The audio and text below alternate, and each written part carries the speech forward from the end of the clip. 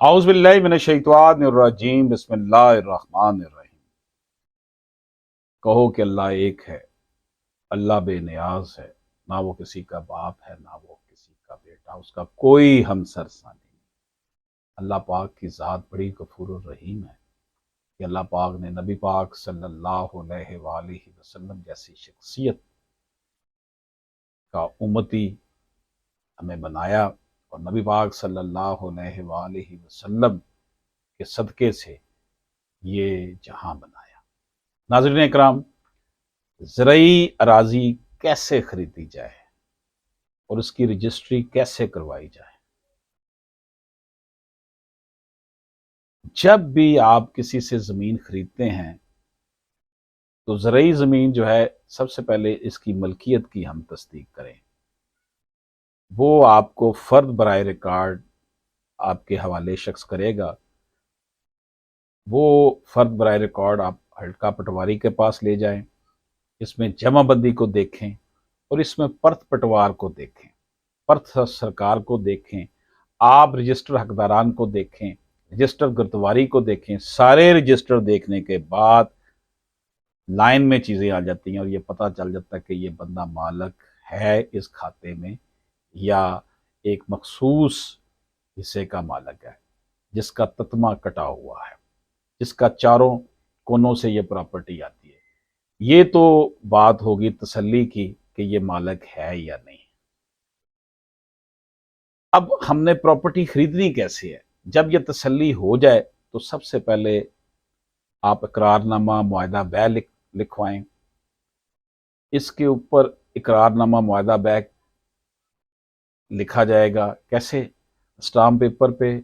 Stamp paper की मालियत पूरी होनी चाहिए जिस मालियत का उस वक़्त जो मौजूदा रेट होगा उसके ऊपर होगा। स्टाम्प पेपर की मालियत पूरी होनी चाहिए। दो गवान खरीदार के अपने होने चाहिए। कानून ने ये नहीं कहा कि दो ही होने चाहिए, चार भी हो सकते हैं।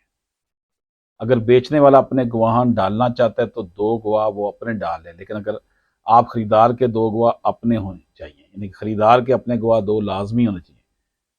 इसमें उस प्रॉपर्टी का जिक्र किया जाए। इस स्टाम्प पेपर की मालियत आजकल के हिसाब से पहले 1250 थी, अब इसका रेट बढ़ा दिया गया है जो नया बजट आया। और ये बैंक से स्टाम्प पेपर निकलेगा, आपने किसी बंदे से नहीं खरीदना, बाहर से चली ना ले लीजिएगा। पूरी प्रॉपर्टी की तफसील उसमें लिखनी है आपने स्टाम्प पेपर पे। इसमें अदायगी, रकम की अदायगी का तरीकाकार भी लिखना है कि अभी आप इतनी दे रहे हैं, इतने महीने बाद देनी है या सारी अभी दे दी है, जो भी है। इसमें लिखना है कि इसमें बयाना कितना अदा किया, वो भी लिखा जाएगा। हर चीज़ जो है ना वो उसकी ट्राई ना करें, बल्कि हकीकी मायनों में दुरुस्त तरीके से काम करें। ये नहीं हो बाद में कहें जी मुझे तो पता ही नहीं था क्या हुआ है क्या नहीं। बेहतर है कि कैश अदा ना करें, पे ऑर्डर बना लें, चेक भी ना दें, चेक डिसऑनर हो जाते हैं, ना लें ना दें, पे ऑर्डर बना लें। पे ऑर्डर उसी वक्त इशू होता है जब रकम बैंक में अदा कर दी जाती है। तो इसी तरह आप जो है वो साबित कर सकेंगे कि हमने इतनी रकम, अगर आप कहेंगे नकद अदा कर दिया 1 करोड़ 2 करोड़ रुपया, तो वो कैसे साबित करेंगे कि इतनी रकम हम। बेहतर है कि इसका पे ऑर्डर बना लें। कैश जो है ना वो मुश्किल हो जाता है उठाना। बयाना देना है या सारी रकम पूरी अदा करनी है, ये भी आपने देख लेना है। और हर चीज़ जो है वो स्टाम्प पेपर पे लिख लेनी चाहिए। मालक को आप कह रहे हैं जी मैं मुकम्मल अदायगी कर रहा हूँ, आप फ़र्द बै जारी करवा लें। मालक पटवारी के पास जाएगा, वहाँ से फ़र्द बै करवाता है और फ़र्द बै जो है फ़र्द बराए बै जदाद, ये इंतहाई अहम दस्तावेज़ है कि वो बेचने के लिए वो निकलवा रहा है। और वो इसकी फ़ोटोकॉपी आपको दे देगा, आप अपनी रजिस्ट्री वगैरह को तैयार करवाएंगे ताकि जिस दिन आपने अदायगी करनी है इस दिन साइन कर दें। अब इस फ़र्द बै को आपने तस्दीक करना है अपनी आंखों से, किसी के कहने पर नहीं। पटवारी कह रहा है दुरुस्त है, मत माने, इन्हें कहीं जी रजिस्टर दिखाएं, मत माने कि उन्होंने कह दिया जी ठीक है, बल्कि उन्हें कहा जी रजिस्टर दिखाएं कि ये ठीक है या नहीं है। स्टाम्प पेपर जो है वो मालियत के मुताबिक डेसी रेट के मुताबिक खरीदे, किसी के कहने पे ना खरीदे वरना काम खराब हो जाएगा। सही तरीके से महकमे से पता करें।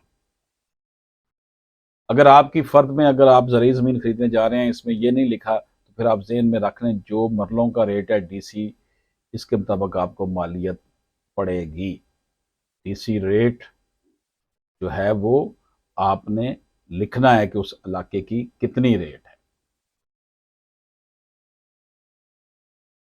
जब ज़रूरी ज़मीन खरीदते वक्त आप फर्द बै जारी करवाएं, मालक करवा के दे, तो आप तसल्ली कर लें कि ये ज़मीन ज़रूरी है, काबिल काश्त है या नहीं, ये लिखा होगा। इसकी मालियत कुछ और है, बंजर है, कदीम है, जदीद है, नाकाबिल काश्त है, गैर मुमकिन बात। ये सारी तफसीलात आपके सौदे पर जो है मुहीत बातों के मुताबिक होनी चाहिए। मसलन मैं आपको ज़मीन बेच रहा हूँ कि जी ये गैर मुमकिन आबादी ज़मीन में आपको बेच रहा हूँ, फ़र्द में गैर मुमकिन आबादी ज़मीन लिखा नहीं हुआ तो आपको मुमकिन आबादी की फ़ीस चार्ज होगी। आप खरीद रहे हैं ज़रूरी फॉर्म बंजर कदीम, जब फ़र्द आती है तो उसमें लिखा होता है ज़रूरी ज़मीन बंजर जदीद।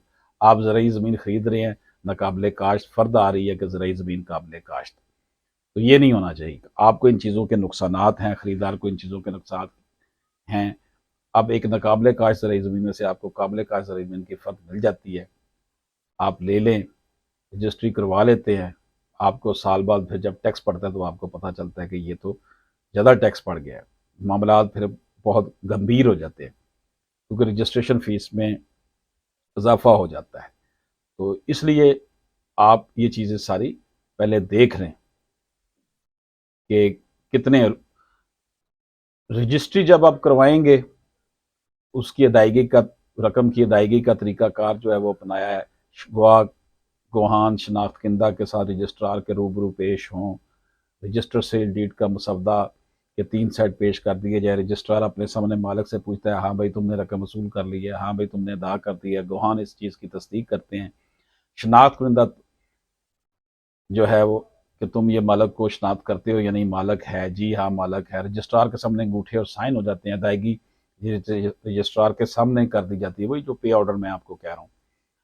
सबसे बेहतरीन तरीका रूबरू जो है वो यही है कि आमने सामने। दूसरा तरीका, रजिस्ट्रार नहीं बैठे होते, सब रजिस्ट्रार अक्सर पेशतर अपने सीट पर नहीं बैठे होते, मुमकिन नहीं रहता कि रूबरू रजिस्ट्रियाँ हो सके, तो फिर इसका तरीका ये होता है कि लोकल कमीशन के जरिए। लोकल कमीशन ये होता है कि आप वकील साहब के थ्रू वो करवाते हैं, उनके थ्रू अंगूठे साइन वगैरह सारे होते हैं।